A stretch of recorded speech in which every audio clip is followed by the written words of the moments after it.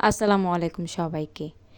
Facebook যারা প্রথম থেকে এই পর্যন্ত আপনাদের যত পোস্ট বা পিকচার বা ভিডিও আপলোড করেছেন, এরপরে একটা সময় গিয়ে আপনাদের সেটি ভালো লাগছে না, আপনারা ডিলিট করে ফেলেছেন।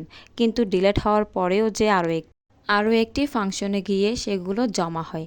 আর সেখান থেকে আপনারা কিভাবে পার্মানেন্টলিভাবে ডিলিট করবেন, আজকের ভিডিওতে আমি আপনাদেরকে দেখিয়ে দিব।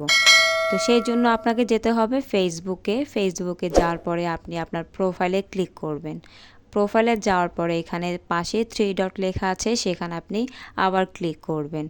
এরপরে গিয়ে আমাদের সামনে একটি ইন্টারফেস চলে আসবে। তারপরে এখানে লেখা আছে অ্যাক্টিভিটি লগ, সেখানে আমরা আবার ক্লিক করব।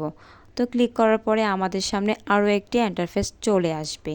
তো আমি দেখিয়ে দিচ্ছি আপনাদেরকে।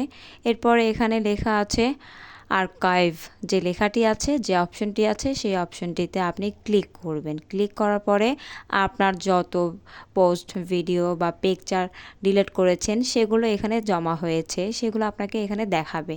তারপরে গিয়ে আপনি চাইলে এখান থেকে রেস্টোর করতে পারবেন, ট্র্যাশ করতে পারবেন।